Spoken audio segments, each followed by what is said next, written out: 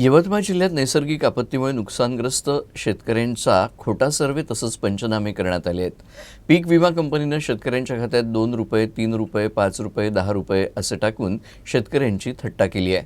या सर्व थट्टेला तसंच फसवणुकीला कृषी विभाग तसंच यवतमाळ जिल्ह्याचे पालकमंत्री संजय राठोड हे जबाबदार आहेत, असा आरोप ठाकरे गटाच्या शिवसैनिकांनी केला आहे। यवतमाळ जिल्ह्यासह तालुक्यात नैसर्गिक आपत्तीमुळे नुकसानग्रस्त झालेल्या शेतकऱ्यांचा खोटा सर्व्हे तसेच पंचनामे करण्यात आले। पीक विमा कंपनीनं शेतकऱ्यांच्या खात्यात ₹2, ₹3, ₹5, ₹10 असा पीक विमा देऊन शेतकऱ्यांची थट्टा केली आहे।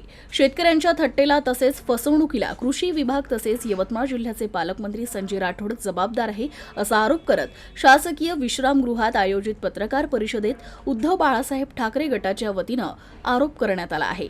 शेतकऱ्यांच्या झालेल्या नुकसानीला विमा कंपनीसोबतच जिल्हा कृषी अधीक्षक आणि संपूर्ण कृषी विभाग तसेच शेतकऱ्यांना वाऱ्यावर सोडणारे पालकमंत्री संजय राठोड जबाबदार असून शेतकऱ्यांना नुकसानीच्या प्रमाणात भरपाई घेतल्याशिवाय शिवसेना स्वस्थ बसणार नाही, असा इशारा या पत्रकार परिषदेत देण्यात आला।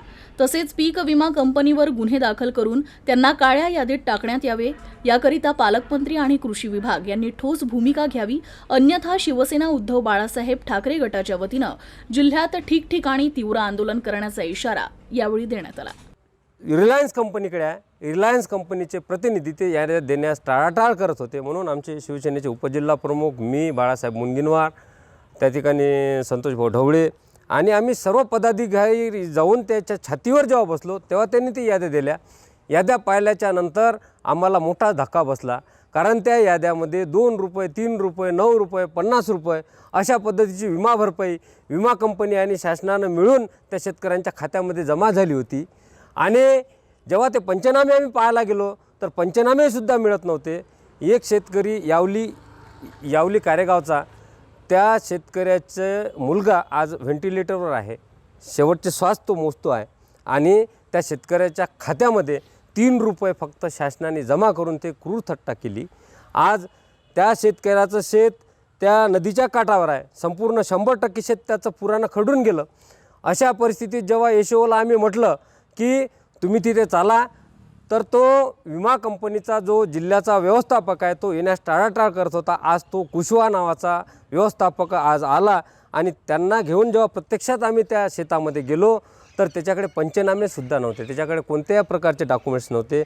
तर या सर्व जिल्ह्यातील 8,44,000 लोकांना, शेतकऱ्यांना तुम्ही 3172 कोटी रुपयाचा समप्रमाणात विम्याची रक्कम तुम्ही त्यांना द्यावी, अन्यथा शिवसेना उद्धव बाळासाहेब ठाकरे गट हे काही स्वस्त बसणार नाही। आज त्या ठिकाणी या विमा कंपनीच्या अधिकाऱ्याला ज्यांनी ते नुकसान टाकले फक्त ₹3 त्या शेतकऱ्याच्या खात्यात, ते त्याची क्रूर थट्टा केली। त्या ठिकाणी आम्ही जाऊन पाहिलं असता त्या ठिकाणी एवढं त्याचं अतोनात नुकसान झालं।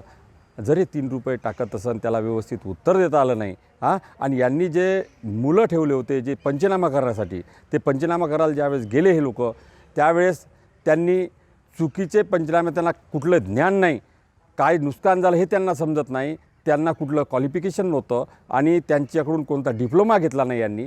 आणि या पालकमंत्री संजय राठोड यांनी त्यावेळेस सर्वेच्या वेळेस जर सतर्कता दाखवली असती तर कदाचित ही वेळ या जिल्ह्यावर आली नसती, या शेतकऱ्याचं नुकसान झालं नसतं। आणि त्या विमा कंपनीवाल्याला आम्ही आज चोप दिला।